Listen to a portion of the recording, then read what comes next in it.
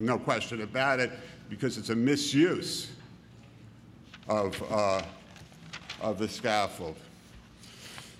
In the early 90s, and the only reason I'm giving you a brief history is because it becomes important, because as you'll see, following some of the recent Court of Appeals decisions, the appellate divisions have been going back to some of these cases under 240. But to give you an idea how the pendulum began to swing in the early to mid 90s, at least as of 1998, we all know it certainly did. And Lisa Sokoloff is going to talk to you about 241.6 in detail. But those of you who are younger will take this for granted. Those of you who are of my generation, remember this. Prior to 1992, under 241.6, there was a split in the departments as to whether or not 241.6 of the labor law was a self-executing statute, or whether you needed an industrial code section to implement it. Now, those of you who are younger will say, what are you talking about? Of course.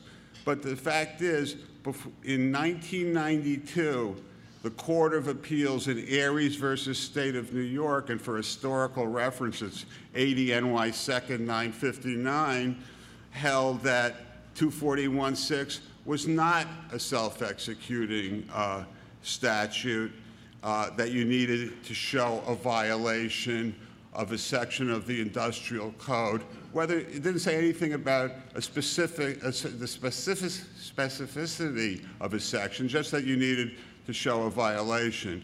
Prior to that, the Fourth Department, which had been very favorable plaintiffs in the seminal case on 241.6 being self-executing, was Nagel versus Metzger. Prior to that, you didn't have to show it, or at least in the Fourth Department, you didn't have to show it. And then finally, in 1993, the Court of Appeals came down with Ross versus Curtis Palmer, which again is at 81 NY 2nd 494, which held not only do you have to show a violation of the industrial code, it's got to be a specific section. It can't be one of the general sections in the 1.345, the first sections of the New York Code of Rules and Regulations, the general safety sections. So I only bring it up to show how it started to shift.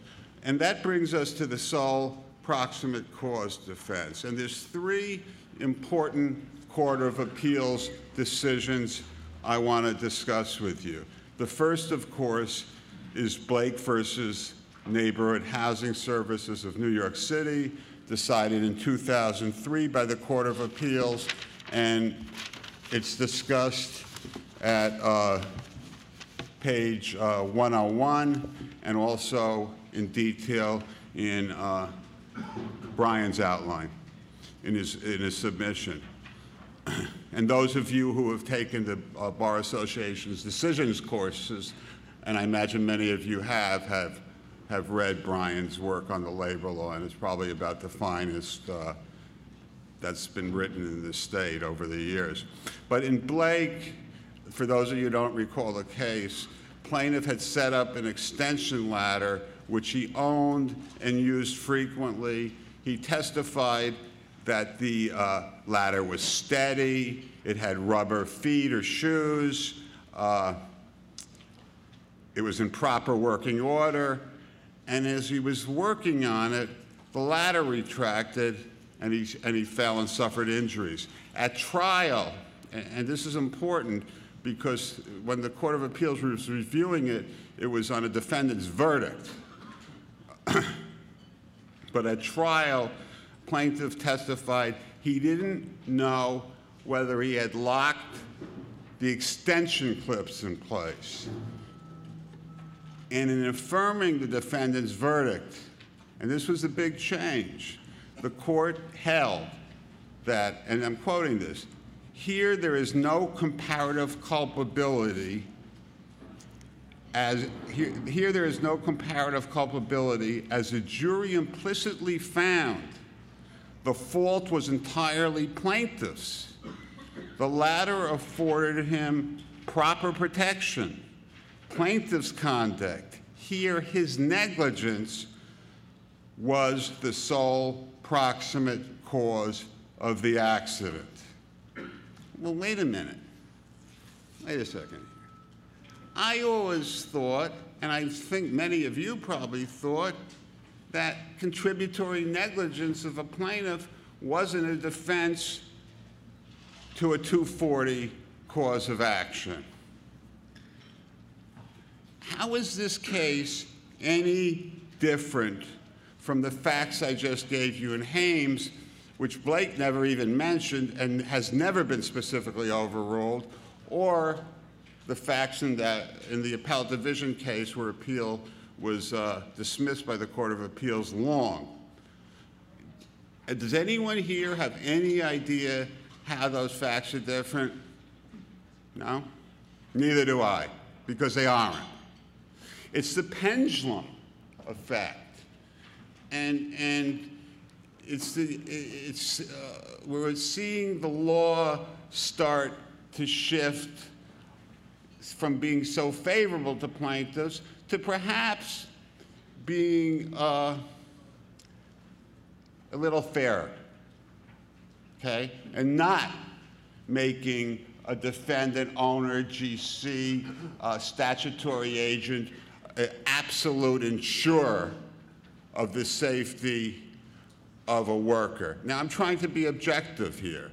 Obviously, I liked the law better before, but objectively speaking, I understand this. But, you know, this pendulum effect, I think, although I think it's more pronounced in the area of the labor law, it happens in every area of the law. Look at the Supreme Court decisions in the area of criminal procedure under the Warren Court, Escobedo, Miranda, et al. They've all been changed, or exceptions have been created. And that's how our judicial system works. Now, the way you gotta view Blake, in view of recent cases, which I'm going to be discussing it with you, is Blake must be viewed as a misuse case. In other words, not as a misplaced ladder or a scaffold or a failure to secure a proper scaffold, but a misuse of the scaffold by the worker plaintiff, which caused the accident. And the distinction is, you could look at it as it's a superseding intervening cause, and that's why it's not contributory negligence. If plaintiff misuses an enumerated safety device, scaffolding, hoist, stays, ladders, what the devices enumerated in the statute, which you're all familiar with, the plaintiff's either gonna, depending on the facts and depending upon the discovery and the depositions, which have now become crucial, and I'll go into that. It's no longer enough for a plaintiff to go in and say, you're the owner? Yeah.